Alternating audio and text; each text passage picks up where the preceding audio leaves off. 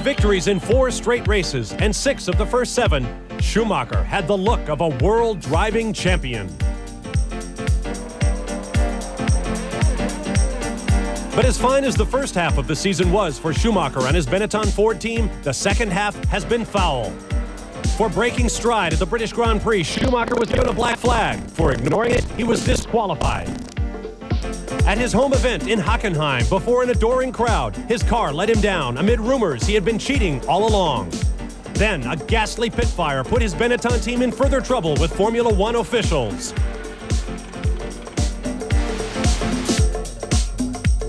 Schumacher's problems have opened the door to the season's other Grand Prix winners, Damon Hill of Great Britain and Gerhard Berger of Austria, who still have hopes of overtaking Schumacher for the title. Has Benetton gone to the dogs? We'll find out today in exotic Hungary.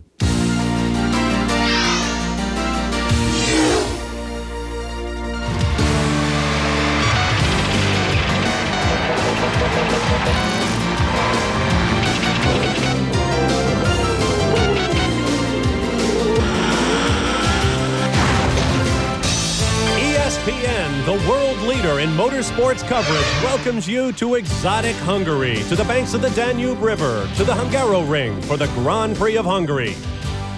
Hello again, everyone. I'm Bob Varsha with Derek Daly alongside. Once again, there is a view of Budapest, Hungary, and just about 9 miles outside the city is the Hungaroring, one of the tightest and slowest circuits in Formula One, known to the drivers as Monaco without the buildings.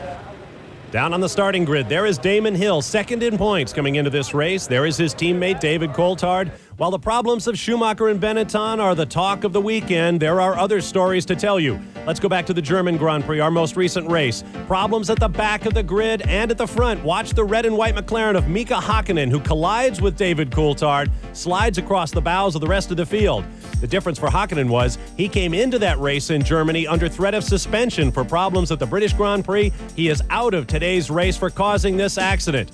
Now, there's lots of blame to go around. Look at the back of the grid. Hakkinen had nothing to do with a collision between Andrea De Cesaris and Alessandro Zanardi. It also collected Pierluigi Martini and Michele Alboreto. But for his part, Hakkinen rushed up the inside, then collided with Coulthard, and in the ensuing scramble, took out the Tyrrell of Mark Blundell, Heinz-Harald Frentzen Sauber, and the entire Jordan team as well. Everyone wondered why the race was allowed to continue after losing nearly half of the field. Now with me once again is Derek Daly. Let's talk a little bit about the problems of Schumacher and the Benetton team. Derek? Well, how can your dream season go so wrong so fast? By being accused of 3 serious violations within 7 races. Violation number 1 came at Imola when the Benetton onboard computer software was found to have an illegal launch control system that the FIA claimed was not fully deactivated. Was it in the system? Yes, it was. Did Schumacher use it? Nobody knows that. But in France, tongues wagged again after Schumacher's blistering start, suggesting again that this could have been electronically aided. Well, Benetton's chief designer Ross Brawn confirmed that in fact the launch control could be activated with a simple laptop. Violation number 2 came at Silverstone, ignoring the black flag, and this ultimately may lead to Schumacher's suspension from the World Championship. Now on the warm-up lap, Schumacher contravenes a little-known or little-used rule that forbids any passing. Now while his team argued their beliefs, Schumacher raced on before eventually acknowledging the black flag and accepting his punishment.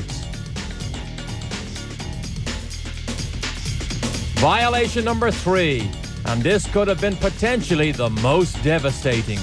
Benetton are accused of removing a filter from the fuel hose that allowed debris to keep the fuel valve open, spilling approximately 6 liters of volatile gasoline. Watch the explosion here. Now Intertechnique, who make and supply the fuel rigs to all Formula One teams, blame Benetton for the spillage. Yet Benetton claimed that the FIA's technical delegate, Charlie Whiting, authorized the fuel filter's removal, but only verbally.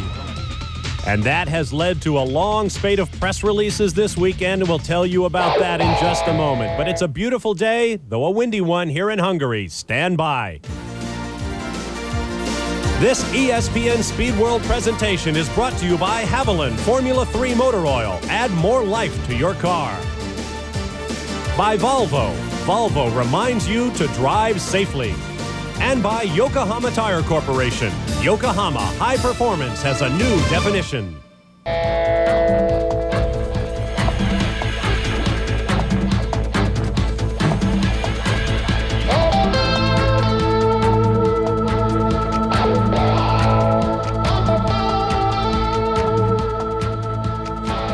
Back live on the starting grid at the Grand Prix of Hungary. There is the man of the hour, Michael Schumacher. There is the longest stretch of straight track on this circuit. Let's get down to business now with our Yamaha starting grid.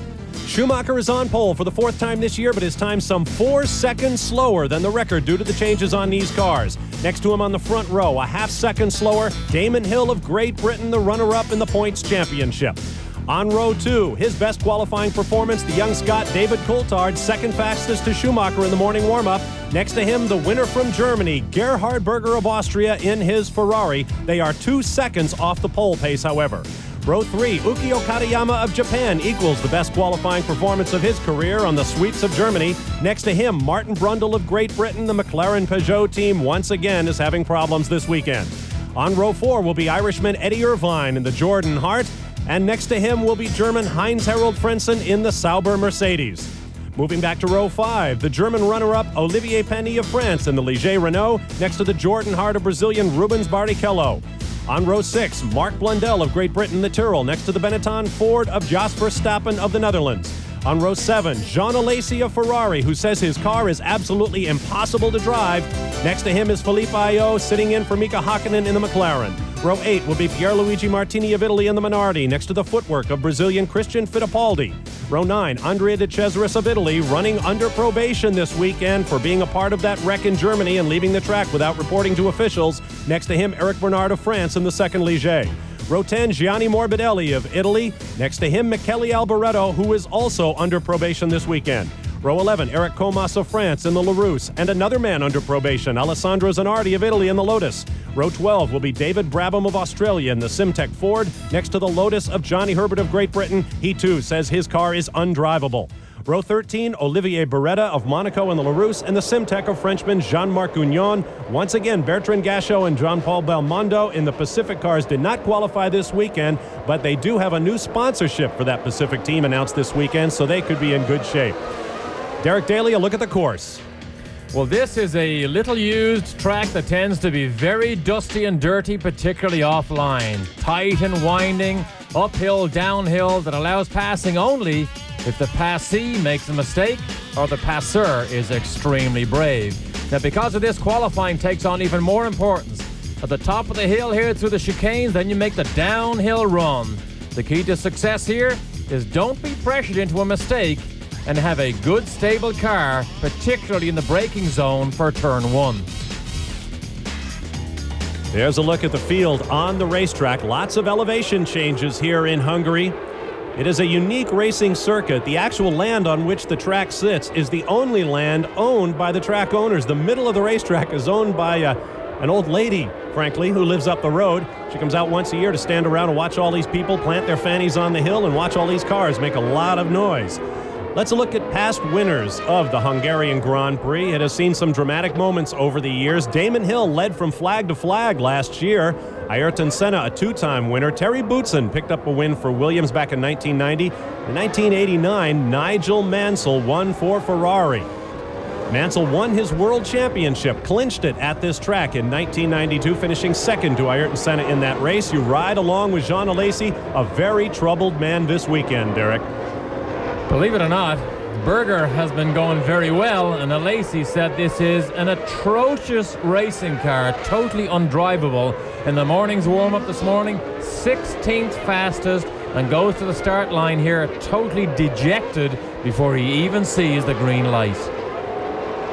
We'll take a look at our race conditions. I mentioned that it is very windy, but fortunately, it is a cool day, about 74 degrees, very little chance of rain, and that was a big worry. They were predicting rain throughout the weekend. We had rain on Friday for first practice, but since then, the skies have been dry.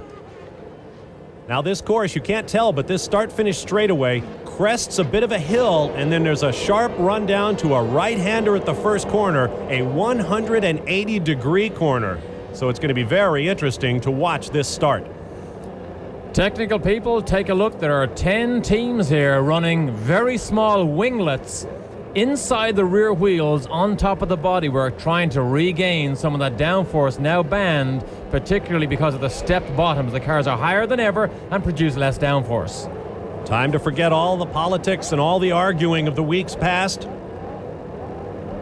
1 foot on the brake, 1 on the clutch, 1 on the throttle. The red light is about to come and we'll be underway. Turn it up.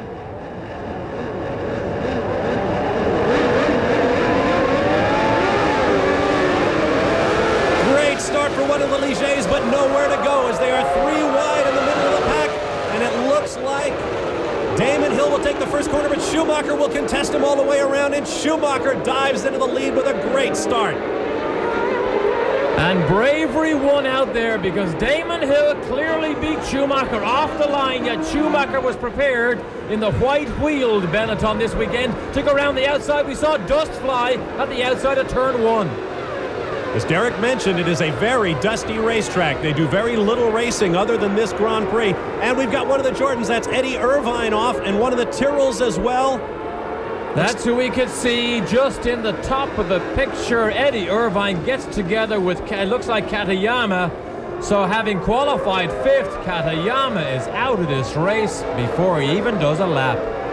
What a terrible blow to Katayama, who qualified his best ever on Germany, a very flat-out racetrack. And now on this very tight and twisty course, he equaled that.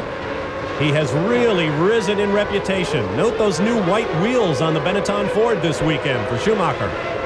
Now they don't stay white all weekend because of the carbon fiber dust that flies off these brakes. But end of lap 1, remember you mentioned it earlier, 3 seconds a lap slower. But you'd never know by looking at these cars because they slip and slide around. And this weekend in practice and qualifying, 24 spins. There have been 24 cars off the road so far. Look at Martin Brundle, and that's Olivier Panis behind him, who made that incredible start. I'm not sure the lights were green when he was underway because he had to get on the brakes when he got up behind Brundle's McLaren. Plunging downhill and then climbing uphill very, very steeply. Then this very quick left-hander, still climbing at this point, then hard on the brakes, slower right-hander here. And now we're on the highest part of the racetrack, on a ridge running over the valley. On the opposite side of the ridge is the pit area. Second gear chicane, blast across the top, 157 miles an hour on this run downhill. And Katayama eventually gets himself towed back with a nice Porsche 928. I'm not sure he can make it back to the pit lane, but at least he's safely off the racetrack. Qualified 5th, equaled his best ever run, and he's out so early. Schumacher gradually drawing away from Damon Hill. David Coulthard had a great start, but arrived just a little too late at that first corner to challenge his teammate. Schumacher said after qualifying, this is the best way we can possibly answer our critics, by going out without the launch control, without everything else we're supposed to have to help us, and still be fastest. He was clearly faster than everybody else during practice and qualifying. 0.6 of a second he had clear over Damon Hill in the Williams.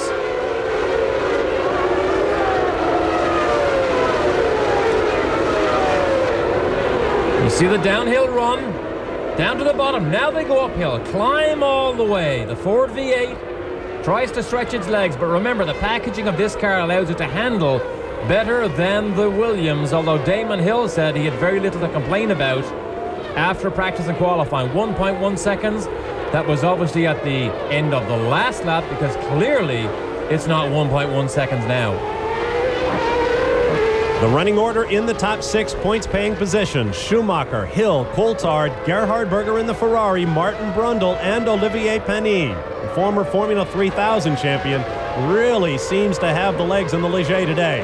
Behind Panis, Jean Alesi in the Ferrari running well. Heinz-Harald Frentzen in the Sauber. Then Jos Verstappen and Mark Blundell rounds out the top 10. Last long right-hander, third gear, fourth gear, fifth gear, sixth gear. 180 miles an hour in qualifying, over the hill and then under braking. Remember last year here, out-braking the Ferrari on the outside with Schumacher? One of his favorite opportunistic moments. Remember also when Michael Schumacher lost a wing at that very same part of the racetrack. The back wing sheared right off the Benetton and he went straight on into the gravel trap. Fastest lap early on in the race goes to Damon Hill. Let's take another look at that start. Watch Olivier Panis. I agree with you, Derek. I think he might have been rolling well before that green light. And watch Damon Hill. Look, he's clearly ahead of Schumacher. He's on the inside line and he brakes too early. Talk about letting somebody off the hook at a place like Hungaroring, where track position means so much in the end of these races. Look at Schumacher fight for control of the car, but he sees the moment, and it has given him track position and makes Damon Hill now have to do more work. Recall Ayrton Senna's first victory at this racetrack when he held the entire field behind him the length of the race. A masterful job of driving. There's your top six, and we'll be right back. Welcome back live to the Grand Prix of Hungary. Michael Schumacher leads Damon Hill, but only just. There's the third place car, number 2, for David Coulthard. Now dropping back. Here comes Gerhard Berger, the winner at the Grand Prix of Germany a couple of weeks ago, ending a 58-race non-winning streak for Ferrari, their longest ever. Now let's take another look at that start. Watch the blue car of Olivier Panis in the middle just as the lights change. I'm not sure that Panis was not actually underway when the lights change, but look what happens here. See this? He's in a traffic jam, has to jump on the brakes because Martin Brundle is so slow away from the start line. So Panis, I think he just got away with one. Early pit stop for the Lotus team. This is Alessandro Zanardi, and there was confusion, equipment in his way. That'll cost him a few fractions of a second. And Johnny Herbert said this car is terrible here this weekend. Totally undrivable. And of course, Peter Collins was a lot more diplomatic. He said the car this weekend is not conducive to giving our drivers confidence. Nice way to say the car is terrible. Now look at the lead Michael Schumacher has built up over the second place car of Damon Hill. As you see Zanardi making his way back out. They had some problem at the left front corner, it appeared. Here comes David Coulthard of the number 2 Williams Renault. There's the Ferrari of Gerhard Berger. In the head-on shots, you can just see these new winglets that the cars have put on. They're inside the rear wheels on the bodyworks. Tiny little wings or winglets generating maybe a couple of £100 worth of downforce, but everything they can put on to try and get back some of the downforce. And again, he sets fastest lap at a 20.8, but look at the steering corrections. These cars are running much, much stiffer than they ever have before, particularly at the front. Reason being, with the Jabrock wooden bottom now on these cars, teams and drivers are scared that if they run the car soft and the Jabrock hits the ground and wears away, they can be deemed illegal at the end of the race. So the most important thing is to have it sprung so stiffly that that Jabrock does not hit the ground at all. Look at the way it bounces over those bumps. Bouncing so stiffly. Bouncing on the tires more so than the suspension. Jabrock is a wood compound, a composite, so to speak, used by the old original downforce cars where the side skirts met the ground because the wood would wear away evenly. Now take a look at the McLaren. Those are the fuelers for the McLaren team. They have brought in these special fueling helmets that incorporate independent breathing systems for the pit workers using them at a cost of $1,500 a piece. Just another layer of expense brought by this refueling program. And Ron Dennis wants refueling banned from Formula One for next year, and dressing as refuelers in this type of expensive garb may be a form of protest as well as a safety measure. Several teams in the pit lane have put helmets on everybody in the pit crew, Jordan among them, as Michael Schumacher continues to draw away from Damon Hill. Now the question at this point is pit strategy. Does he plan one stop or two? All of the cars in the field on the soft C compound Goodyear tires. and we expect 2 stops, but with the Benetton team, you never know. Have a look at those white front wheels. You think they're white anymore? We had great shots there. Look, the front wheels are virtually black now with the carbon fiber dust that comes off these pads and these onto the wheels as they run. We're only a few laps into the race and already those front wheels are almost black. Just look at the lead he has now. He settles down only for 2 laps, and suddenly that 0.6 of a second advantage he had in qualifying seems to be brought into the race condition here, because easily, clearly running away from Damon Hill, who's also running away from his teammate, David Coulthard. The gap more than 3 full seconds now from the leader Schumacher back to Damon Hill in second place. You ride with Michael Schumacher now. There is his pit crew. No helmets on them. No, but they are dressed with more fire protection than they've had for a long time. Schumacher's team, Benetton, in fact, added their own 2 personal firefighters for this weekend because of the disaster that could have been even worse at Hockenheim. Now this circuit today gives us a good comparison between these cars, which are basically unchanged from their final downforce reducing specifications for the German Grand Prix. But this is a high downforce circuit, being as slow as it is. And so we get a look at what the cars will do compared with the fully active cars of a year ago. This circuit has not been changed this year, while Hockenheim, Silverstone, and so many of the others have. So it offers an opportunity to compare how much downforce, how much speed has been lost off of these cars. And as we mentioned earlier, 3 to 4 seconds off in qualifying. Now the reason this becomes pertinent here at the Hungaroring is because there is a 2-hour time limit on any Grand Prix. And even though we have dry conditions, which leads to a faster race than wet conditions, the cars are almost 4 seconds a lap slower in qualifying trim. And we'll see how long the race takes, see if we go up against that 2-hour time limitation. There's the winglets. You can clearly see them inside those rear wheels from these head-on high shots. They're only small, but they are there. You can clearly see this Benetton bouncing more than we've ever seen it before. No active suspension now to help control it. All passive. You see it bounce from the rear on the way in. You see the driver's head move around side to side. Ferrari pit. Notice everybody's in a bunch inside the pit garages. They're reinforcing the rule that you are not allowed out into the pit lane until it is at least 2 laps from your car making a pit stop. And you saw the huge gap from the second to third place cars. Damon Hill back to David Coulthard, more than 11 seconds. And one of the Simtex, that is Gugnon. Jean-Marc Gugnon parks the car. Either that or he just made the worst pit stop entry in the history of Formula One. I think he parked the car. Clear sailing up front for the young German millionaire Michael Schumacher. A victory today would take him a long way toward a possible first world championship. We'll be back. Welcome back to beautiful Budapest, Hungary. That is the Városhunyad Castle. Actually only 90 years old. It was built for an exposition here in one of the most beautiful cities in all of Eastern Europe.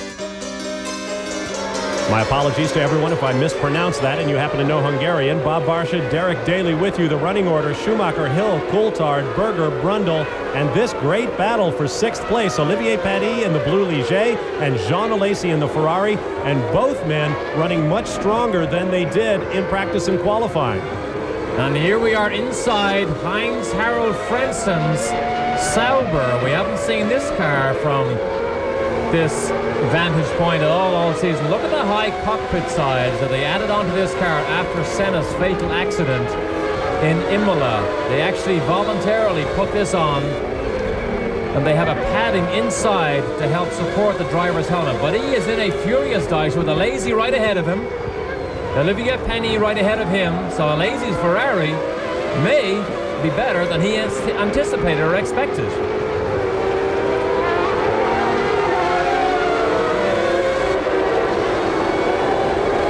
And it becomes a 4-car train now. Jos Verstappen in the second Benetton runs just behind Frentzen. As you watch Alesi with that characteristic driving style, with his head cranked way over. We have a total of 14 in-car cameras this afternoon, and hopefully we'll get good use of it. There's the old head lean from the Ferrari of Alesi. 13th he qualified, now he runs 7th, so he has passed more cars than anybody else in this race so far. Look at that head lean all the way over into that car as he jumps on the V12 horsepower. Alesi uses a huge dead pedal. That is a stationary pedal for his left foot when he races because he likes to use his belts very loose and slides around in the car. He braces himself with his left leg. The big question is, where will this man be in 1995? He is very frustrated at Ferrari. Look at this. This is frustration here. If the car doesn't handle well, I'll drive over the curves as he slides down the inside in what can only be termed as a very, very brave move. The Sauber right there, hoping to take advantage, and just behind him, Verstappen in the Benetton. Let's take another look now as Jean Alesi does some opportunistic passing. Oh, down the inside, and you see the rear wheels begin to lock up. It got a bit sideways. He corrected it, then he drove over the curbing, and Olivier Panis just about gives him enough room, but Frentzen and Verstappen had a grandstand view of Mr. Excitement becoming Mr. Bravery. Remember years ago when Nigel Mansell was driving the Ferrari and pulled off one of the most spectacular passes we've ever seen in the section of the track they just completed, that dip before this long uphill climb. Went around Ayrton Senna with the help of Stefan Johansson, who was being lapped at the time. This is what it looks like from inside. There's the apex. Look, correction, over the curb. Olivier Panis sees what's going on beside him and thankfully gives him just enough room, but Alesi was clearly quicker, and you see already he's pulled out 7, 8, 9, 10 car lengths, and now he sets off after Martin Brundle.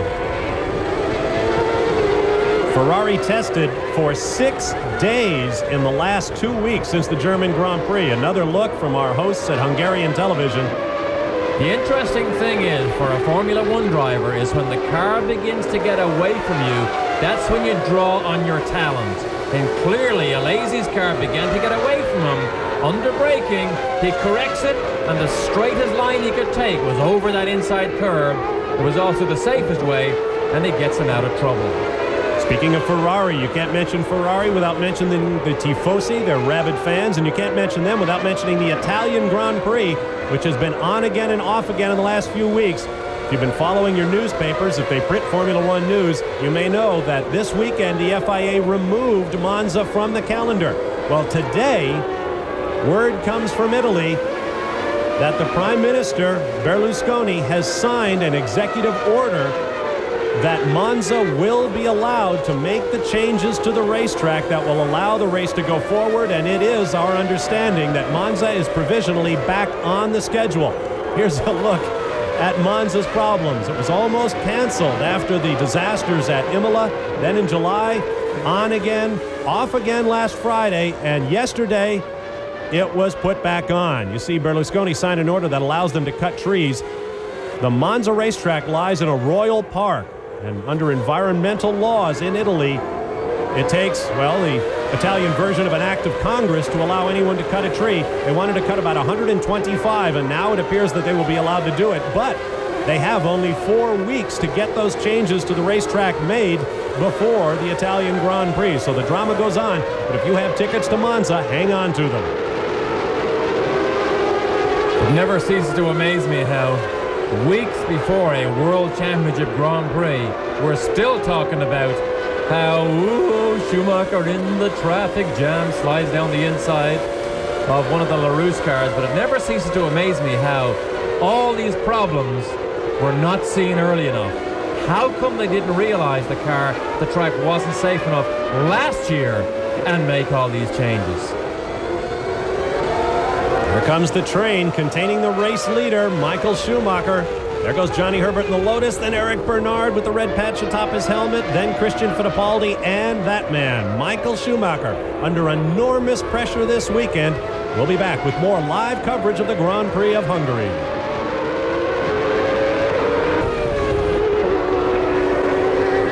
Back live at the Grand Prix of Hungary. There is race leader Michael Schumacher exiting the pits after his first pit stop. Derek, I would say that pretty much tells us that it's going to be at least a two-stop race for Schumacher. 15 laps, and Damon Hill is now right behind him, but it was a perfect pit stop. Not the fastest that we've ever seen from Benetton, but he gets another brand new set of white wheels. Here it is here.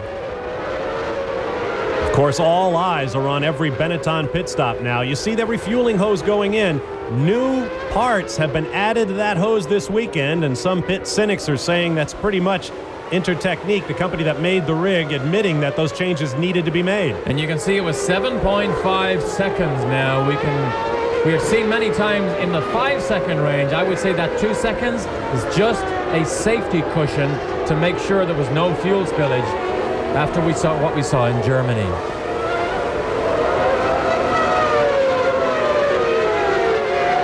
Flashing down the front straightaway, there is Damon Hill. This is traffic. De Cesaris trying to fight off the LaRousse car of Eric Comas, I believe, is driving the LaRousse.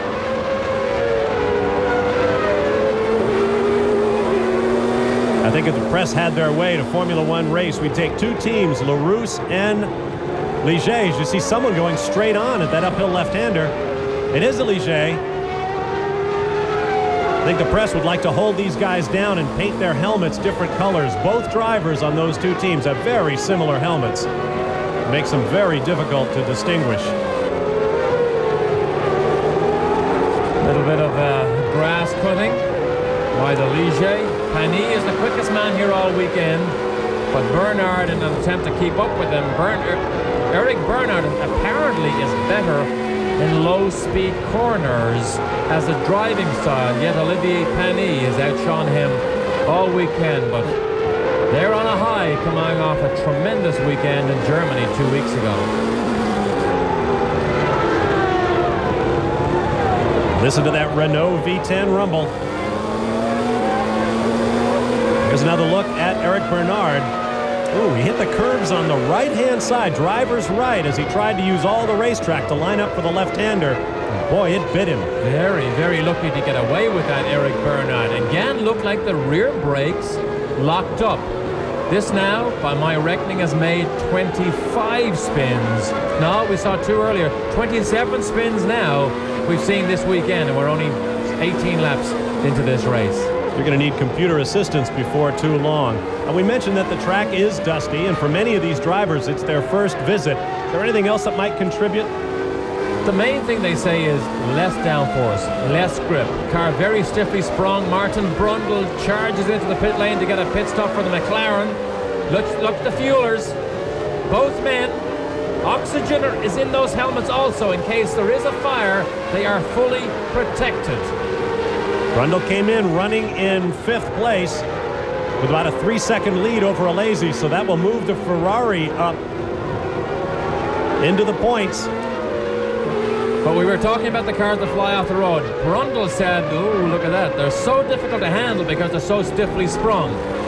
Then go with very little downforce. The rear brakes seem to lock. Cars are very, very bumpy on this surface, and that has contributed to so many people flying off the road here. Ride with race leader Damon Hill.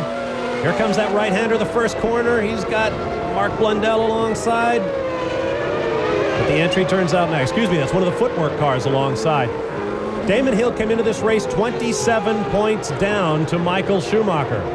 He would desperately like to make up some points. Now he is in front of Schumacher. First and second is a 4-point difference. Watch one of the LaRousse cars making its pit exit after servicing. David Coulthard has brought the 3rd place car into the pits. There he sits. Good clean stop for the Williams-Renault team. Good stop. 15 to 18 laps as all these cars are able to go on the tires and with the fuel load. That is deemed as being the most advantageous time to stop to get as much speed on the racetrack as possible as Johnny Herbert moves over to let Damon Hill sneak through. Now we'll see whether Damon Hill plans a 1 or 2 stop race. He has the race lead. His teammate has stopped. Schumacher has stopped. Williams, who are not known for having the fastest pit stops in Formula 1. 7 seconds is about their normal, but Damon Hill decides to stay out. He's got 10 seconds over Schumacher. That's not enough to come into the pit lane, make your stop, and then leave. Morbidelli in the second of the footwork cars, so Fittipaldi stays out. He just got passed, just got lapped by Damon Hill, so Morbidelli decides to make his first stop. Gianni Morbidelli picked up points in the German Grand Prix a couple of weeks ago. That was his first finish of the 1994 season. First finish of any kind, and it got him in the points.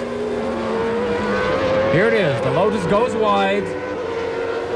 Allows Hill to come down the inside.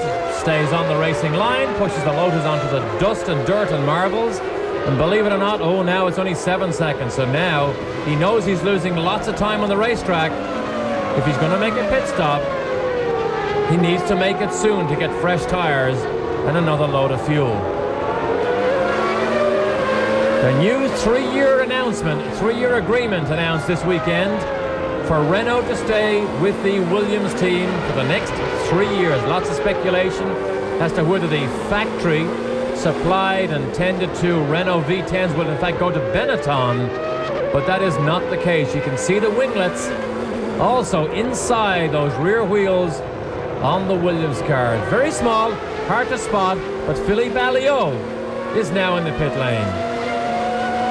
This doesn't look good. They're telling him to cut the engine. His first Grand Prix start since Portugal a year ago. And that's a tough break for him. Tested at Silverstone, trying to get himself up to speed. Thought it was a very difficult undertaking to just jump back into Formula 1, and really has struggled here compared to Martin Brundle all weekend, but the struggle is now over. There's Michael Schumacher in the middle of this battle. Just ahead of him is Christian Fittipaldi, who runs 17th in the race right now. The order is Hill, Schumacher, Coulthard, Berger, and Alesi. The Ferrari's running 4 and 5th as Schumacher goes underneath. Excuse me, 3rd and 4th. We've had another pit stop among the points-paying cars right now. So it's Hill, Schumacher, Berger, Alesi, although neither of the Ferraris has yet stopped. Then Olivier Panis and David Coulthard, who made his stop and dropped back to 6th. Heinz-Harald Frentzen runs 7th, then Jos Verstappen 8th, Mark Blundell 9th, Pierluigi Martini 10th. Martini's an interesting story this weekend. They have a new sequential gearbox in the car. He opted not to use it. He went back to a manually shifted transmission, says he felt much more comfortable with it. Schumacher underneath Christian Fittipaldi in the footwork. And it can be a lot of fun passing traffic when you have a car superior as Schumacher has, but you have to be so careful. You have to anticipate, and you have to almost know that the other driver sees you. Johnny Herbert moves aside, but on a racetrack like we have here, sometimes the drivers being passed are loath to move aside because it is so dusty and dirty offline. Now we're only 6 laps into Schumacher's second run, and already those pristine white wheels you can see on the front are becoming black.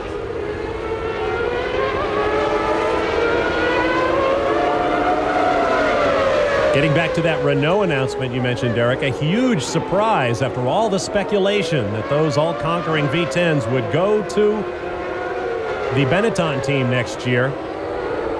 And the new 3-year announcement means that Williams will have them. Now, they will have the factory program. They will have the engines that come straight from Renault outside of Paris. The question is, there is also a customer program out there. Engines that are overhauled by a private engine tuner.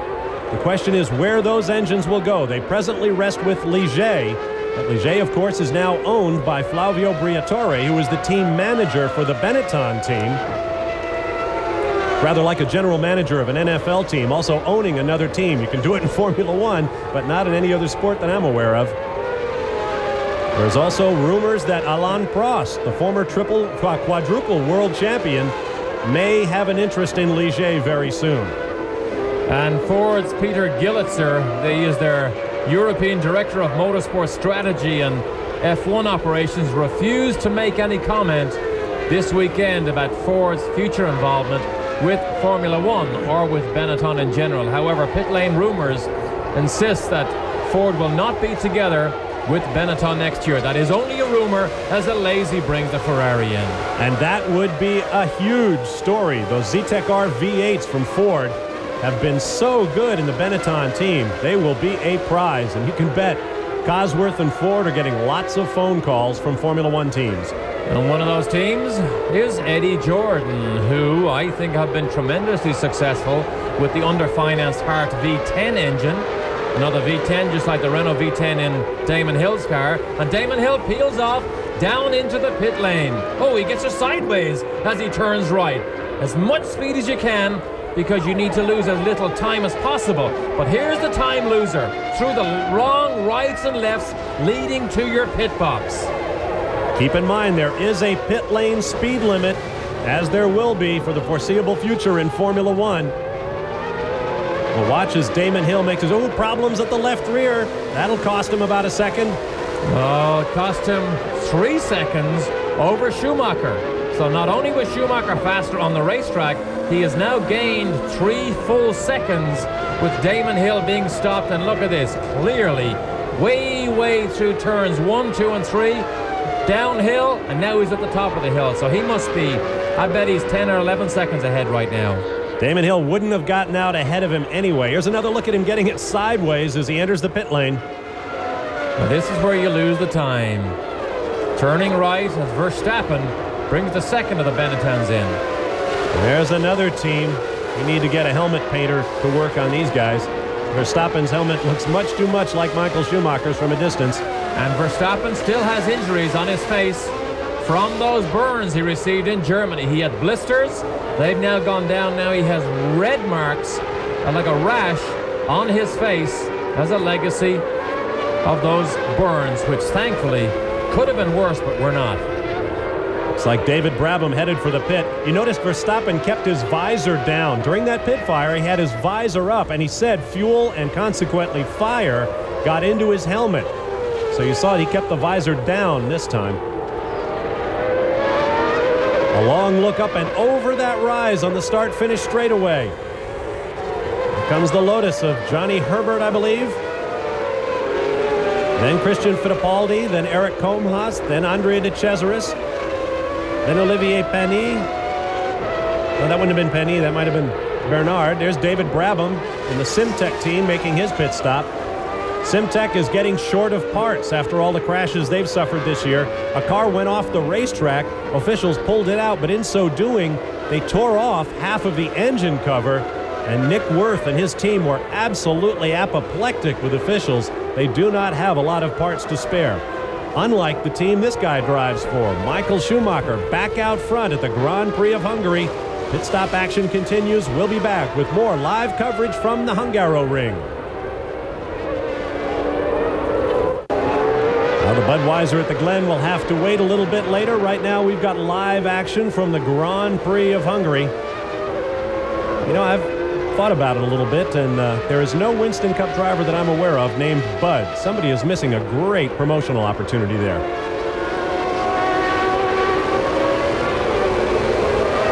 The Ferrari of Jean Alesi, who started well back in this field in the 13th spot.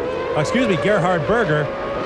He didn't start way back. Berger was on the second row, and right now he runs in third spot behind race leader Michael Schumacher, Damon Hill. Behind him, Olivier Panis, David Coulthard, and Mark Blundell round out the top 6. And Berger was absolutely furious with Olivier Beretta. Obviously felt that across the top of the hill he had held him up unnecessarily, gets by him and just shakes his fist in the air at his disappointment and disapproval. Watching the nose camera on Gerhard Berger's car as he plunges downhill. There was a bit of a chicane off to the right that was originally built into this circuit, but it hasn't been used since the early races here at the Hungaroring. Uphill, uphill. Dab the brakes. Quick right-hander here. Here's the second gear hairpin. Oh, we need to clean the... well, that's an easy way to clean off the camera. While we're away from it, we'll clean it off. But that was the second gear chicane. They only use second gear in 2 places here. That was one of them. Down the bottom of the hill is the other. And then a downhill run here. Right-hander, 4th gear. Quick blast, 150 miles an hour. Then the tight stuff. Second gear right here. Up to 3rd, hold 3rd. Balance the car on a knife edge and then give her a blast. 850 horsepower. And here's a man that uses every lively horse that he has in the Ford engine to perfection. Just running away from Damon Hill, totally in control. Now he just needs reliability. He was asked this weekend, with all the controversy that flies around regarding the Benetton team, doesn't it rub off on you sometimes? And he says for some reason, when he gets into the car and puts the helmet on, is the only single thing he thinks about is driving and understanding the car and making it do its job. Being able to block out all those distractions is the mark of a champion. And he's 30 seconds clear of Damon Hill, and that gap is building. And that is not all Hill's fault on the pit stop. Schumacher has absolutely anteed up here and going much more quickly. Michele Alboreto in the Minardi pits. He used the automatic gearbox in the last race. Martini gets to use it this time. Team devastated at Hockenheim when they were both eliminated on that start line shunt. Up onto the start-finish straightaway. Damon Hill jinks out from behind Christian Fittipaldi. Heads for the first corner. He's got Johnny Herbert in front of him. And this is where most of the spins took place in practice and qualifying. Exiting turn 1, all the black marks on the curbing, and under braking for turn 2. There's a very severe bump here as you exit turn 2, particularly here, and that's where the cars flew off the road. Coming to grips with Johnny Herbert, Damon Hill runs in second place to Michael Schumacher and losing ground steadily. Back live in Hungary, down in turn 3. On the left is Gianni Morbidelli. On the right is the Sauber Mercedes of Andrea De Cesaris. A pair of unrelated spins. De Cesaris spun. Morbidelli moved aside to let a faster car by and clonked him. Now there's Gerhard Berger. Here comes Morbidelli, who was offline, let Berger through, and bonk. Just clipped him, and we had only just mentioned the difficulty of going through turns 2 and 3. That's where the big bumps are as Gerhard Berger peels off for his first pit stop, running 3rd. He was 11 seconds clear of David Coulthard, who was 4th. But Coulthard, I'm sure, will take back that 3rd position with this stop. On this, the 6th anniversary of the death of Enzo Ferrari, not much was expected of the team. You can see those little winglets just inboard of that right rear wheel in black attached to the rear wing. But Gerhard Berger has been running up in podium position. 8.6 seconds. Nothing to write home about, but I'm sure David Coulthard made the pass. I would say he is now in 3rd place, and Gerhard Berger now with fresh tires will set the chase. There's the accident on the right-hand side. Looks like De Cesaris has got himself out of there. He did keep that Ilmor V10 running, or that Mercedes V10 running, but no, he's stuck also. Both cars are still there. De Cesaris did have the car running, but he obviously got high-sided on the curbing, so Morbidelli and De Cesaris are now AOW. I think Morbidelli may have knocked his left front wheel askew too. That was a harder hit than we originally thought. Meanwhile, Gerhard Berger, who really has a full plate on every Grand Prix weekend, he helps direct the Grand Prix Drivers Association in addition to trying to get his Ferrari set up for the race.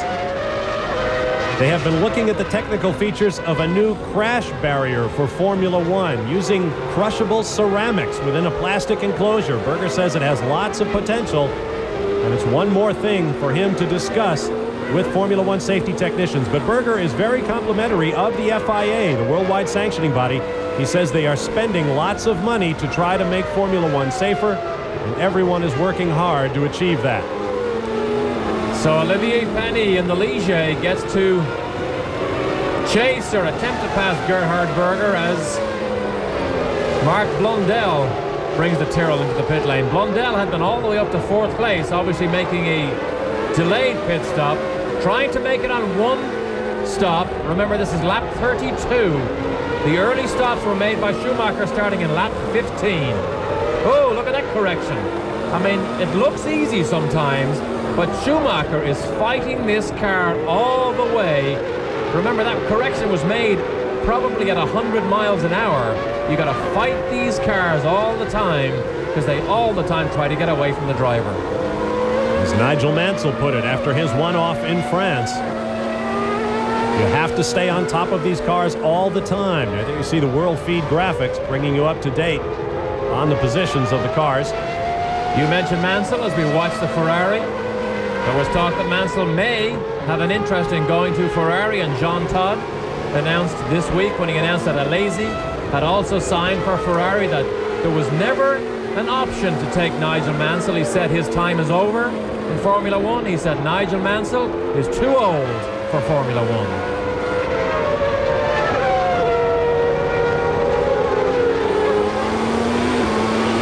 Look at this, Brundle's still running in the Peugeot. Oh, I shouldn't have said that. These are very reliable engines. Peugeot have been just lambasted in Europe over their press releases that they give following their engine failures. Believe it or not, they released a press release after the British Grand Prix when we saw Martin Brundle's engine explode in about 20 feet of flame. They actually blamed Martin Brundle. They said he didn't rev the engine enough on the grid. That caused an oil buildup in the cylinders. And then when he dropped the clutch, as Heinz-Harald Frentzen, no, that's De Cesaris makes his way back to the pit lane. But they actually said Brundle, in effect, caused that engine problem at Silverstone. But it wasn't a blow-up. It didn't blow up. I.O. wouldn't have done that.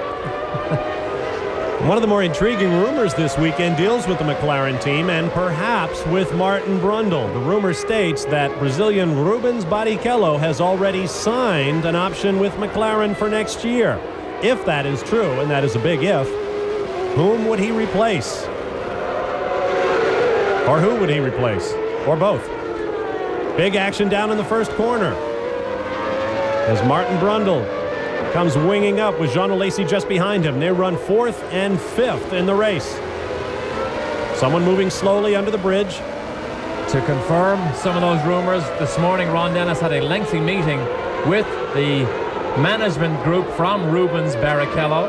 So it may be more than just an idle rumor. Ron Dennis chasing another potential Brazilian star of the future. Incidentally, Barrichello was out-qualified again this weekend by Eddie Irvine. So unfortunately, we didn't get to see run in the race because of that first lap incident. The running order is Schumacher, Hill, Coulthard, Brundle, Alesi, Verstappen, then Berger, who dropped to 7th following his pit stop. Olivier Panis runs 8th, Heinz-Harald Frentzen 9th, and Marc Blundell 10th. 11th is Pierluigi Martini, then Michele Alboreto, Johnny Herbert, Christian Fittipaldi, Eric Comas, Eric Bernard, Olivier Beretta, and David Brabham. 18 cars remain in the running. Michael Schumacher's lead is up to 40 seconds. This is a 78-lap race, or 2 hours, whichever comes first. We're rapidly approaching halfway. Brundle looks down the inside of the Australian David Brabham. The Syntec team are struggling so much for financing that there has been also a rumor that this may be their last race, and Schumacher, after lap 35, makes his second pit stop. So can he make it? Can he make it on just 2 stops? I think he can. On C compound Goodyears, with the race not yet half old? Well, this may be a 3-stop. Mind you, with the lead he has, he's going to be well in control. But you mentioned the C compound tires. Goodyear normally bring 2000 A, B, and C. A being the harder compound, C being the softest. Because of the lack of downforce here, they needed the softest compound they could get. Hence, everything here this weekend is just the softer compound C. As Verstappen now begins to give Alesi a headache, and Alesi earlier was catching Martin Brundle. This is another look from Hungarian television at Andrea De Cesaris's exit from the race. Excuse me, that's Heinz-Harald Frentzen. Same corner, very same corner. He does a 180, drops the clutch, does another 180, hopes that he doesn't break the drive shaft or blow the clutch out of it. But Frentzen loses some time, but he doesn't lose a position because he was running in 9th and he's still in 9th. I wish these teammates would find different places on the racetrack to spin because it's all very confusing. We'll be back with more live from the Hungaroring. Michael Schumacher is dominating. The point of these soft compound Goodyear tires is that they pick up rubber easily. David Coulthard said if you get offline and pick up some of those marbles, some of the balled up rubber off the tires, it'll take you 2 to 3 laps to clean your tires. So you can imagine what Gerhard Berger is going through right now, having gone off the racetrack. And our race leader here, Michael Schumacher, who has to be so careful with this traffic. He's got time on his hands. Look, he takes a high line, then ducks back in and jumps on the power. He has also flown off the road this year. In qualifying on Saturday, Schumacher, down at turn 2, got it wrong. He went to jump on the brakes. That was Olivier Panis just coming out on the Ligier. But Schumacher went to jump on the brakes. He missed the brake pedal, hit the throttle, and had what he termed a harmless spin. I suppose it is harmless if you can still drive the thing back. And it looks in one piece. You just hope that the television cameras didn't catch it and shows it to everybody. Makes for some interesting telemetry, however. Alessandro Zanardi in the Lotus. The 2 Lotuses, the last 2 cars running at this point. Zanardi is 18th. Johnny Herbert is out there as well. Very, very tough times for Lotus. So Martin Brundle, you can see him. He begins to settle down and draws away from Alesi. Verstappen still chases him. The interesting thing is David Brabham in the Simtek is not actually that far behind them. I mean, it took them a long time to catch and pass David Brabham. There he is at the end of the picture here. I mean, he's not fast, but he's certainly better than we've seen him for a long time. They had a heartbreaking race in Germany as both Gugnon and Brabham broke within about 10 laps of the checkered flag after hanging out there all day and making it through that incomprehensible melee at the first corner. You ride along with Verstappen looking ahead to the Ferrari of Alesi. Alesi working hard on a slower car ahead of him. And that's, I believe that's Beretta in one of the LaRousse cars. He's the next one to be lapped. But Alesi clearly being slowed down by that car they're trying to lap, and Verstappen takes advantage of it. Pointed out that Verstappen has been taking cars off the racetrack. In Germany last weekend, or 2 weekends ago, he crashed and they gave him his teammate's car, Schumacher's, to practice and qualify. This weekend, he crashed once again and they didn't give him his teammate's car. I'm not surprised.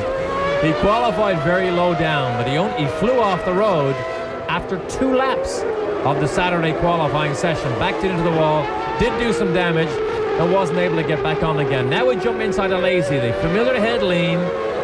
See how difficult it is to pass some of the slower cars, even though you're much quicker. Look, Alesi waves. He waves and said, I want to get by. Looks like Beretta actually backed out of it in the braking zone. That's what he needs to do. Now he needs to move aside, let Verstappen pass him also.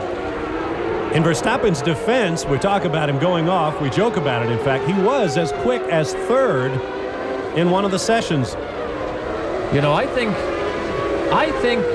Beretta stayed wide to let Verstappen go down the inside at turn 2. Verstappen had already committed to go down the inside, when Beretta, in fact, left the door open on the outside And I think that has caused this. Here it is again now. Alesi goes by. Beretta knows Verstappen is there. Oh, look at this. Alesi waves his hand in disgust. We've seen it many times this afternoon. You can't help see that frustration be vented by the drivers because it is so difficult to make a pass here.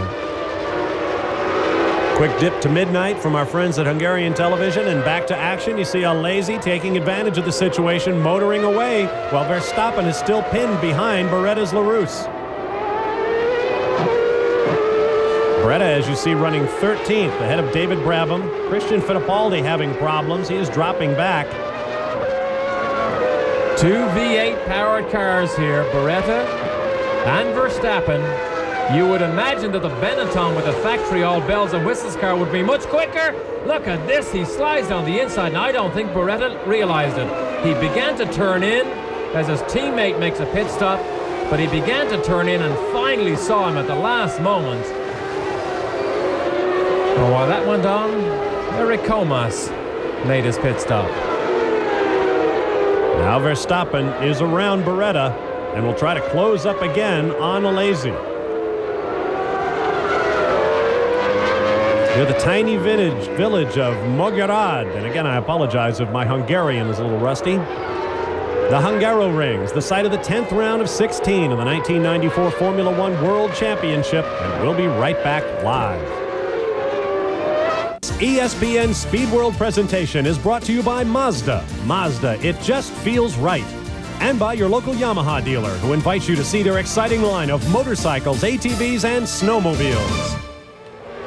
I recommend the motorcycle over the snowmobile on this 75-degree day at the Hungaroring, about 9 miles outside of the beautiful city of Budapest. Bob Barsha, Derek Daly with you. It is Schumacher, Hill, Coulthard, Brundle, Alesi, and Verstappen in the points-paying positions of the Hungarian Grand Prix. This is Verstappen and Alesi, and once again it's not a great battle, Derek. It is, in fact, Schumacher and Gerhard Berger. Gerhard Berger, after that pit stop, has not got the type of speed that he wants. He's dropping back. We saw him fly off the road. Currently in 8th place and about to be lapped by our leader, Michael Schumacher. Well, that's what I get for busying myself with matters of commerce. You ride along with Schumacher. So Alesi, who all through the weekend thought the Ferrari was terrible, look at this. Berger moves over. Schumacher waves and said, thank you, Gerhard. Berger lit up the right side tires in that left-hander. He's obviously suffering very, very bad traction problems. So we've seen fist waving, and we've seen professionals realizing that one is considerably faster than the other, because in car, when Schumacher went by Berger, you could clearly see him put his hand up and say, thank you, Gerhard, I will return the favor someday. Not too soon, I hope, but someday. Catch me if you can. A huge crowd on hand here at Hungary. Not a terribly expensive race by Formula One standards. Of course, those are fairly lofty standards. The early versions of this race turned out more than 200,000 people. We have seriously less than that here today, but still on a beautiful day for racing, you can see it is a huge throng. So as we watch Schumacher, you can hear that the Hungarian television director is also feeding us some audio from a Renault V10. You can clearly see that Renault V10 somewhere on the racetrack is still running. Possibly Damon Hill. I think it is Damon. You can see him braking, hear him braking. Here's the replay. Berger's on the outside, and on the run where the V12 should have the legs on the Ford, he pulls aside.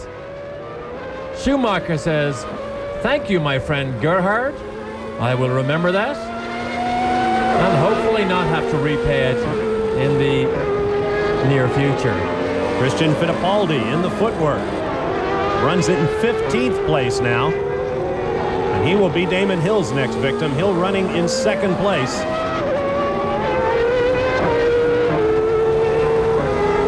Now Schumacher has made 2 pit stops already, which may explain some of his speed, running with a light fuel load, perhaps. Well, he's 11 seconds up the road from Damon Hill, and Damon Hill did say this morning that the longer this race runs, he hopes that he can wear down Michael Schumacher. I think we'll wait to see after the second pit stop how this thing evens out a little bit, but we're not even convinced at this stage that Schumacher can go all the way. I doubt if he'll make 3 stops, but he may. Beretta makes another stop in the Rus. Ford V8 lost so much time in the winter because they lost a Lamborghini engine, had to change the Ford V8 as a last resort, as a customer to pay their bills. They make another pit stop, and Damon Hill continues the chase. It's now under 10 seconds. This is the braking zone for turn 2, and it's Brabham does the loop. More cars have gone off here this weekend than anywhere else on the racetrack. They lock the rear brakes under that severe bumpy braking zone. The car begins to flutter across the race surface, and you can do nothing except slide off and hope that you do not hit anything. Berger, we know, is carrying a locking rear brake syndrome. That's why we see him drop back, and he's now a full lap down to the leaders.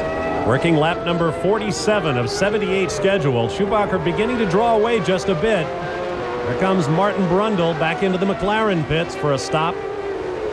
I'm going to roll the dice. I'm thinking Schumacher has to stop again, and Hill has to keep him close.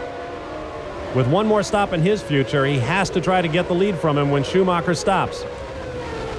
125 Grand Prix starts for Martin Brundle this afternoon. Brought out the red flag yesterday, Saturday qualifying. He was one of the first to spin, again at turn 2, believe it or not. Couldn't get the car running. The track marshals could not free up the gearbox. There's a little lever or a handle, as we see Damon Hill go down inside David Brabham, but there's a little handle at the back of the gearbox of the McLaren that the marshals can pull and put into neutral. They couldn't find it.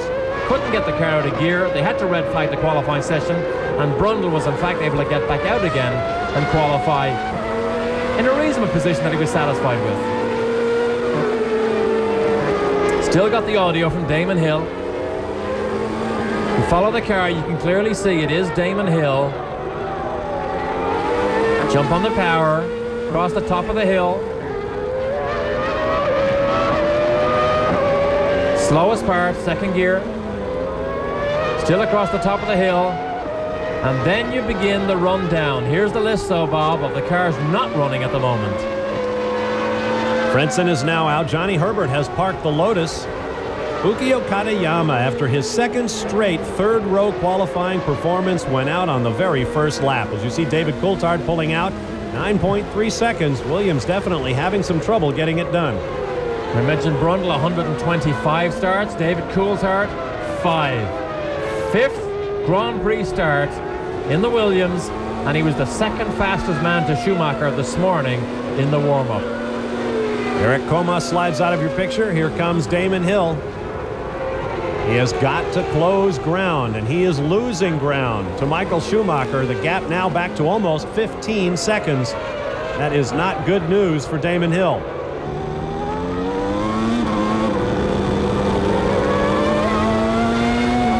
What a season for this man here. 6 wins in those first 7 races. All the controversy, had to control it and concentrate, and he got away with it, and he still dominates. 15 full seconds, the gap from first to second. Stay with us.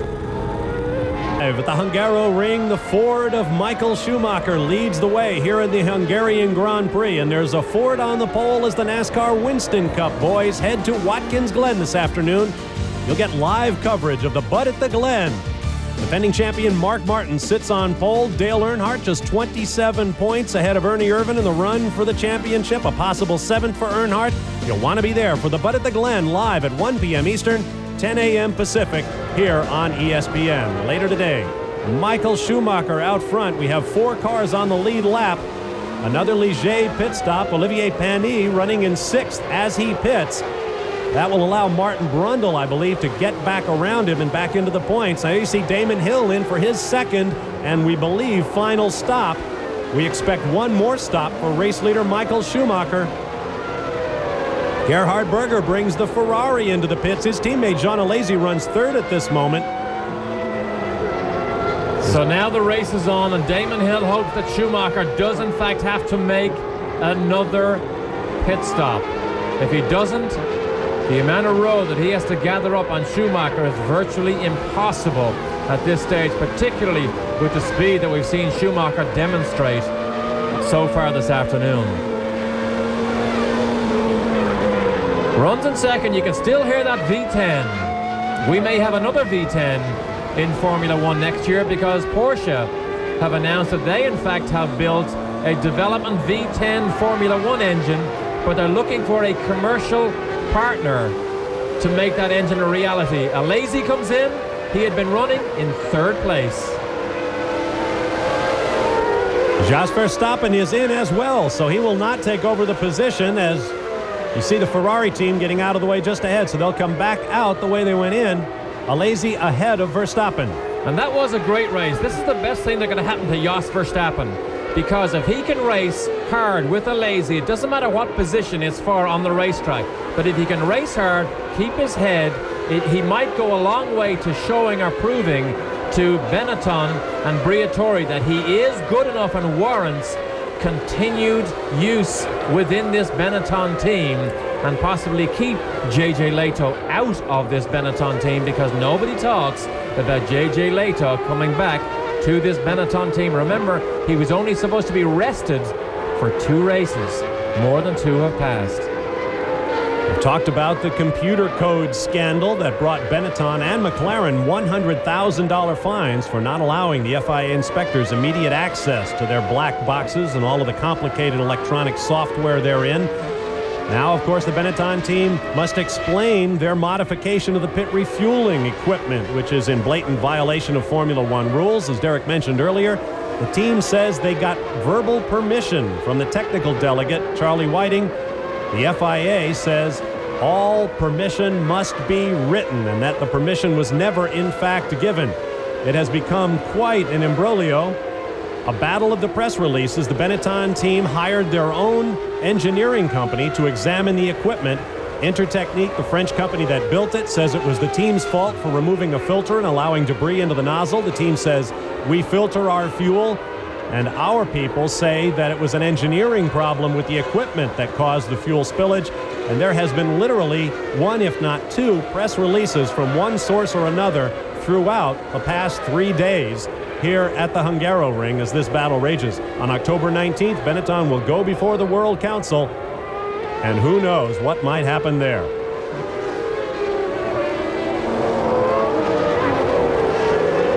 David Brabham pits the Simtek car. He's already spun down in the second and third corner complex. A boom camera being used by our Hungarian television host this weekend. Now it's time for our Haviland race summary. The leader is Michael Schumacher. We've had 2 lead changes among Schumacher and Damon Hill. Schumacher right now holds fastest lap of the race, set way back on lap number 5 to go with his car number. These are the cars out of the race. Morbidelli, Ayo apparently went out with a water leak in his McLaren Peugeot.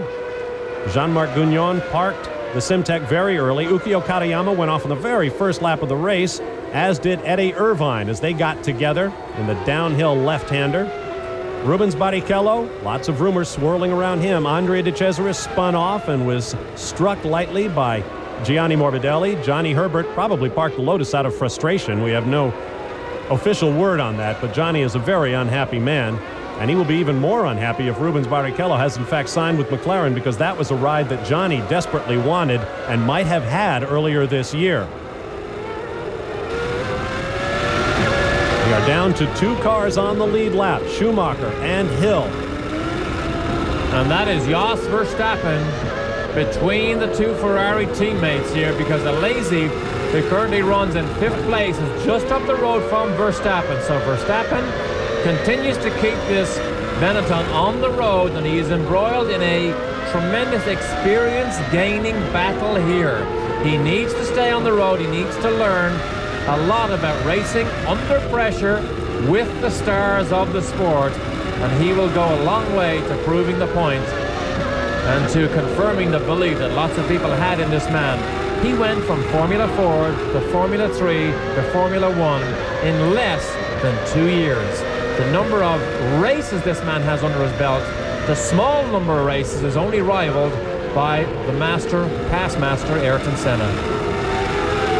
Interesting to compare the early Grand Prix career of Verstappen and David Coulthard, who, as we mentioned, is in his 5th Grand Prix race today, whereas Verstappen has been very quick, but very likely to bend up the equipment. Coulthard has dealt himself in very, very coolly, qualifying on the 2nd row here today. And there you see, he runs in 3rd place. A pretty remarkable performance. One that Jos Verstappen probably envies just that little bit. It is Schumacher, Hill, Coulthard, Brundle, Alesi, Verstappen, and Berger, followed by Mark Blundell, Olivier Panis, and Michele Alboreto. Stay with us. Welcome back to Hungary. Exotic foods like goulash, exotic music from the likes of Bela Bartok, and exotic architecture in a country whose history goes back more than 2,000 years. A crossroads of East and West, and a battleground for much of that time. It is the site of the Hungaroring, round 10 of 16 in the Formula One World Championship for 1994. I'm Bob Varsha, he's Derek Daly. This is the battle for 3rd place. That's Martin Brundle in 4th. Just ahead of him, David Coulthard runs in 3rd. And Brundle, who has a history of getting stronger and faster as the race goes on, is doing exactly that. Here to David Coulthard, and Schumacher, as we anticipated, is making pit stop number 3. What a luxury to have such a lead. He can make 3 pit stops. The fueler gets a tap on the back and says, that's enough, it's all in, let him go. 6.8 seconds. I believe that's his fastest of the day. It is a pressurized refueling rig, so the fuel gets in very quickly. The hose doesn't need to stay on for long. I didn't think of this before, but I wonder if the guy handling the nozzle is the same fellow who did it in Germany. I don't know, but Ron Dennis, as we said earlier, wants this banned. Remember, this system holds 137 gallons. There are 2 tanks, but they are so awkward. They weigh as much as a Formula One car. Each team buys a second one just to have it as a spare. It costs $700,000 just to transport these rigs around the world for these Formula One races. They are rebuilt after every single race. So think about it. All that work, effort, and expense for what? Using it 20 seconds per race? That may be one of the reasons why it has to go in the eyes of Ron Dennis. The cars as you see them, we are told, is the way they will be when the 1995 Formula One World Championship begins next year. Fuel tank size, however, will be unrestricted for the new 3-liter rather than 3.5-liter engine size.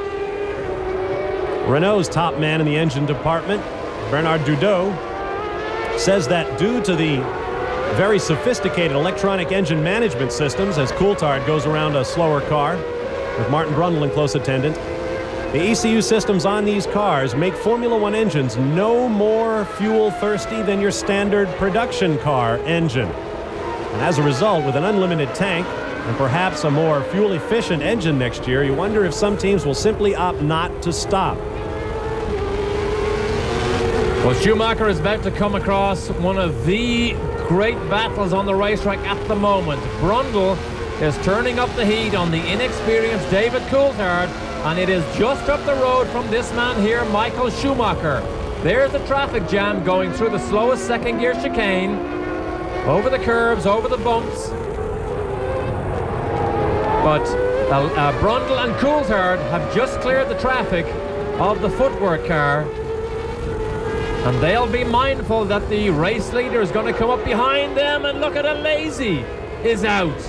John Alesi, who is running in 5th, gives that position to Jos Verstappen, and we don't know yet from these pictures what happened. He's on the top of the ridge on the far side of the racetrack. And his day is done. So more frustration for Jean Alesi. And he got more from that car this weekend than I think he believed he would. In fact, it's one of the minorities. It was Alboreto who was being cleared by the Brundle and David Coulthard battle. He will now move over for Schumacher. Yes, he does. Moves aside. Schumacher doesn't wave. Maybe not as friendly as he is with Gerhard Berger. Or perhaps just busier with both of his hands. because turn 2 is where everybody flies off the road. But the battle between Coulthard and Brundle is just up the road. Michael Schumacher will have to be leery of it as he attempts to put those two back a lap down. Right now, Schumacher, Hill, Coulthard, and Brundle are all on the lead lap. We are back at the Grand Prix of Hungary. There is Michael Schumacher, the race leader. Behind him runs Damon Hill. And there is David Coulthard's Williams Renault parked hard against the Armco. He has hit it a ton. So the pressure that Martin Brundle exerts on David Coulthard, who's only in his 5th Grand Prix, but he was in a podium position, and finally it's too much and he loses control of the Williams. It's exiting the corner under hard power, and watch this, he just loses control. Gets away from him, it's now gone. Now gone right here. Jumps back on the brakes. Gets it onto the grass and can't stop it, and backs her hard into the guardrail, breaks the rear suspension. Look at his head bounce around in the cockpit, and David Coulthard's opportunity to stand on the rostrum and shake the champagne crashes backwards in a cloud of dust, and Brundle says, "Thank you very much. I'll hopefully stand on the rostrum." Here's one of the Minardis going off. Looked like Pierluigi Martini. That was the force of Coulthard's crash, considering he was coming off a corner, not at tremendous speed. I'm wondering if the throttle stuck open or something. I don't know, but usually we see a picture of Frank Williams in those situations when his driver flies off the road, and you never see a change of expression. What goes on in his mind is something else, but David Coulthard lost a golden opportunity to prove that he potentially may be a Grand Prix winner or star of the future by being able to withstand the pressure. We don't want to be too hard on him because he is a long way back from the number of incidents Verstappen has had in the Benetton, another driver with so little experience. But Verstappen thankfully moves up to 4th place, and Gerhard Berger, who we know is in trouble, has moved into 5th, and Mark Blundell moves the Tyrrell into the final points paying position. Look at Schumacher, sticks his outside wheels on the dirt coming off turn 1.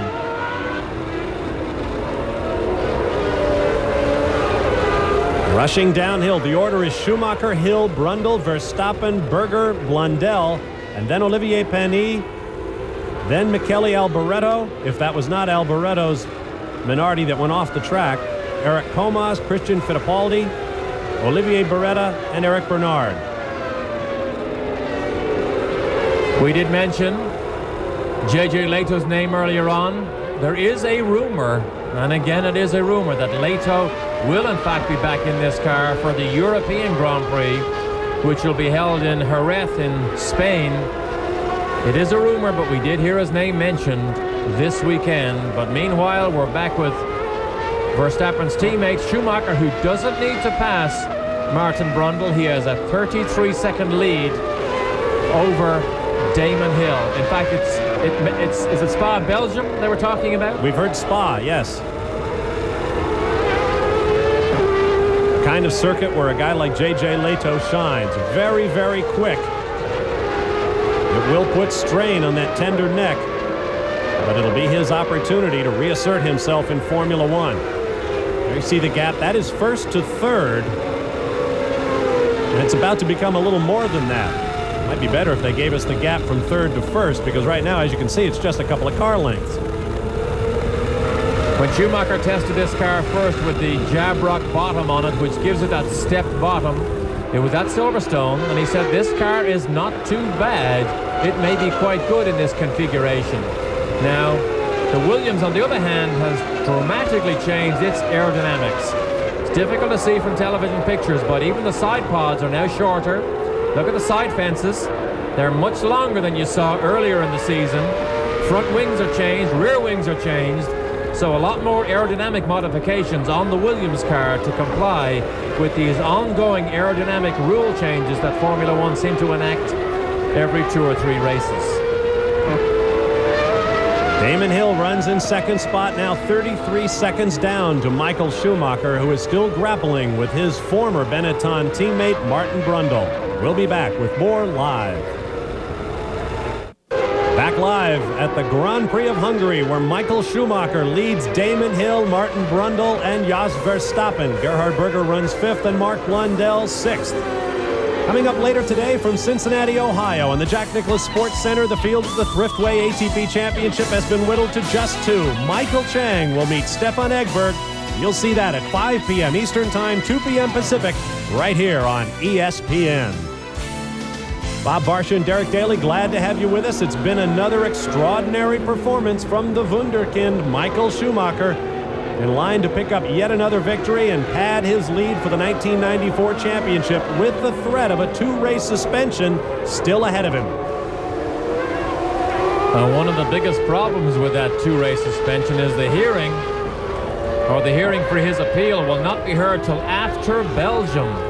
So if they decide to go ahead with the suspension or even make it more severe, it could devastate the World Championship, particularly from Schumacher's point of view. But it's just such a shame that they couldn't have these hearings as quickly as possible, so as the outcome of the World Championship will not be seen to be manipulated at a late stage in the season.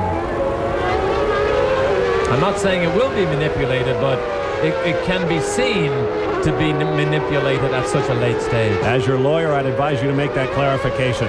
If the race were to end right now, Michael Schumacher, with 10 laps to go, would pad his lead over Damon Hill to 31 points. With 6 races remaining, there's a maximum of 60 points still out there.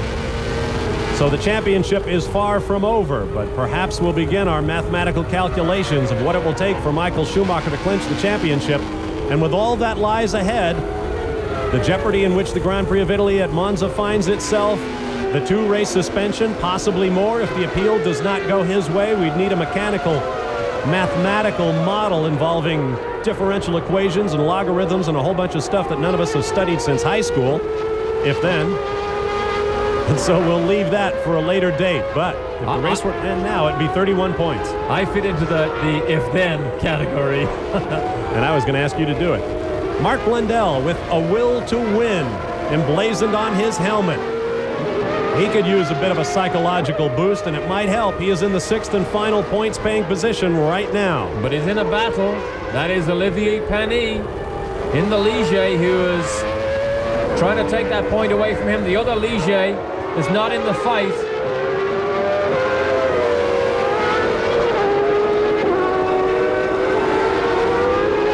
But this is a battle here with the Ligier team and Mark Blundell. Now, something that we know, we don't know whether there's trouble with Damon Hill, but his pit board has just said, turn on your oil pump. Turn on your oil pump. We don't know whether the telemetry has shown something wrong with Damon Hill's car, but his pit board just gave him those instructions. Isn't that something you would have on anyway? Obviously not, if they've just given him the instructions. Well, that's interesting. If there's problems for Damon Hill, everything I just said about the championship goes right out the window. Because right now he runs in 2nd place, and that's a 4-point gap to race leader Schumacher. There's David Coulthard, whose Williams went thrusting off the track and pounded the trackside guardrail. Well, we don't know whether it was a mechanical failure. He has had his fair share of problems with the gearbox of that car. So it's unfair to blame him, but it is a long walk back when you think how close you were to a rostrum position in only your 5th Grand Prix at 23 years of age. He's already had the thrill of scoring points in his home Grand Prix at Silverstone. This is 4th position with 8 laps to go. That's Mark Blundell just ahead as Panis tries to close in.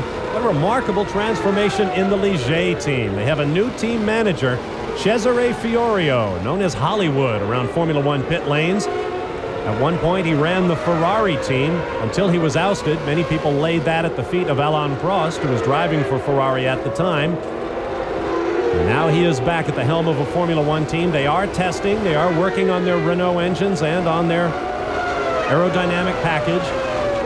And they are suddenly competitive again. Not with the front rank of Formula One teams, but they are in there battling for the opportunity to score points when one of those front-ranked teams falters. Now don't get confused here.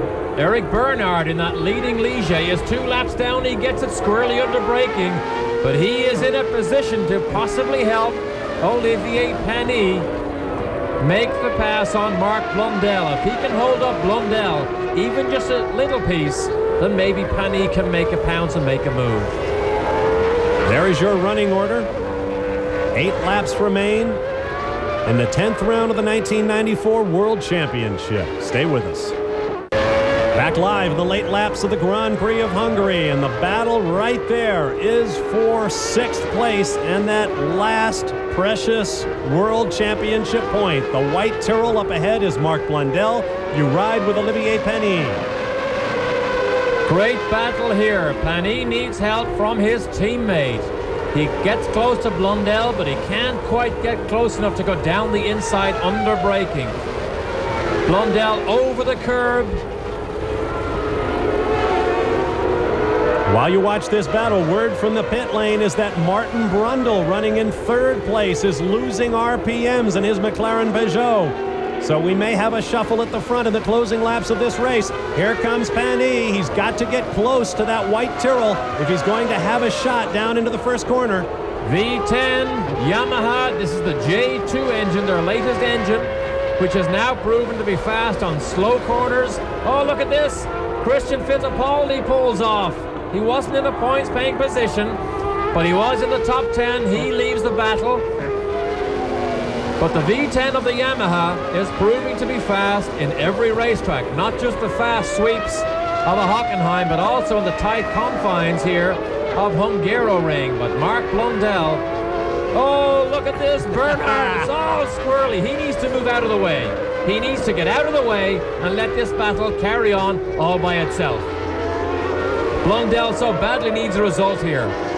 Clearly blown off almost every weekend by Ukio Katayama, which is a surprise or maybe a shock to everybody. So Blundell needs to prove a point here by bringing this Tyrrell home in the points and trying to hang on to his drive for next year. He will be furious that Bernard in the Ligier is ahead of him and won't let them have clear road here. Furious. Now we're coming up on the passing zone. They get onto the front straightaway. They'll go nose to tail down to the far end, and we'll see what happens under braking. Here's the drag race. They come through in 3rd gear, 4th, 5th, 6th gear, right here at the start-finish line. And Panis in the Renault V10 does not have any more horsepower on the Tyrrell, but he does close up slightly under braking. Here's the difficult part. Exiting 1 and into 2. Here he goes. Blundell's in trouble. Blundell gets offline. Panis tries to take advantage. Blundell's having none of it, though, and it's a good thing the next corner was a right-hander. Oh, boys. Panis had a look down the inside. Blundell got it wrong, then braked too late, went wide, and Panis could not capitalize on a mistake by Blundell. We're monitoring Martin Brundle's situation. He still holds 3rd place. Meanwhile, Michael Schumacher leads Damon Hill by 33 seconds, but this is the battle as Marc Blundell desperately tries to hold on to that point. And there's nothing going on with the leaders, so that's why the cameras thankfully do not follow them. Verstappen is not in a battle with Brundle because he's too far behind, so this is where all the action is. The final World Championship point will be decided between these 2 drivers at the moment. We'll take a quick break. We won't let you miss whatever it is that happens, and we hope to rejoin you with live coverage from Hungary with this great fight. Stay with us. Back live at the Hungaroring, and there is the 5th place, formerly the 5th placed Ferrari of Gerhard Berger. He is stopped just behind the pit area. There's another look as the hand goes up. I am finished. So the winner in Germany, that's his onboard camera. Look at the oil and fluid coming out of the back of the Ferrari. And he only came 3 laps shy of more points. 5th place. So now Blundell and Olivier Panis are in a fight for 5th place. So they both have World Championship points. And Alboreto now moves up to 7th. But I don't think he's in a position to challenge for a point. Unless somebody else breaks. We know Brundle has been told to back off. The order is Schumacher by 31 seconds over Damon Hill with 2 laps to go this time around unofficially. Martin Brundle is third, but the word from the McLaren pit is that he is not especially healthy.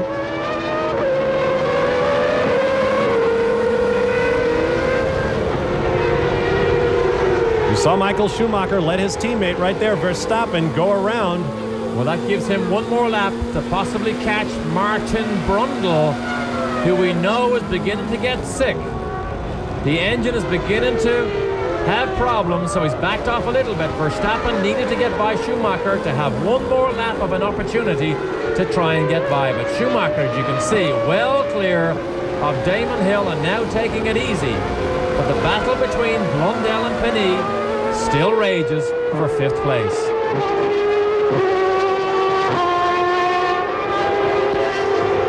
Two laps remaining for Michael Schumacher, who will run his points total, it appears, to 76.